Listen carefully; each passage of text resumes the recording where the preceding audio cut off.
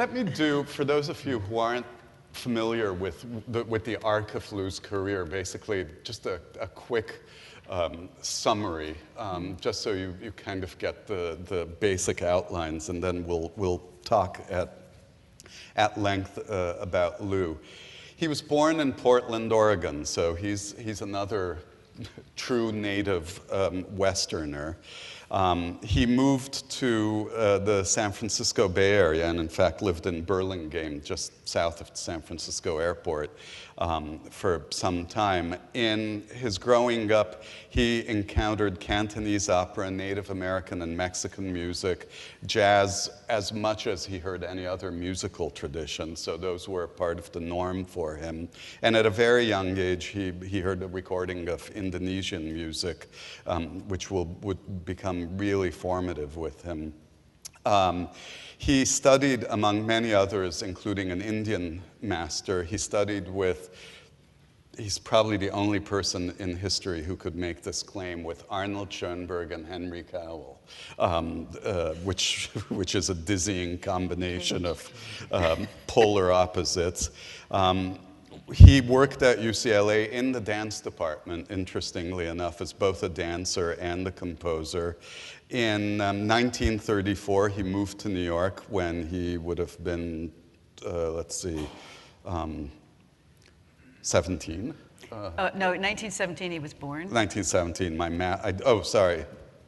Anyway, you do the math. You do the math.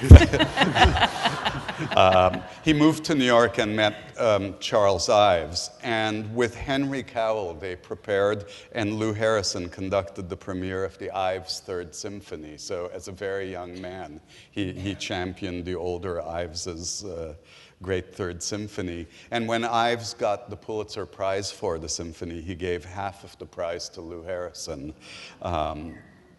Another important influence was a too little known Canadian composer named Colin McPhee, who was a source of vast information about Balinese and Javanese gamelan. And Lou did not always work or make a living as a composer, and we'll talk about that. He worked in a dizzying array of fields, and I know Eva can tell us a lot more about that. He lived for much of his life, later life, in Aptos in the hills above Santa Cruz. And very late in his life, he built a straw bale house in 29 Palms? Joshua Tree. Joshua Tree, which Eva has spearheaded the saving of and turning into a kind of creative artist and composer residency retreat house, and we'll talk about that as well. His great partner was a man named Bill Colvig, William Colvig, who was an inseparable part of Lou's life, and with Bill, the outgrowth of his fascination with gamelan music was the creation of an American gamelan, which is using all sorts of familiar parts and spare parts and invented instruments to create a distinctly American counterpart to the Javanese and Balinese gamelan. And he wrote a great deal, as you'll hear through the weekend. And one other lovely thing I turned up about Bill, which I didn't know, is that Bill was a Sierra Club guide and almost legendary mountaineer.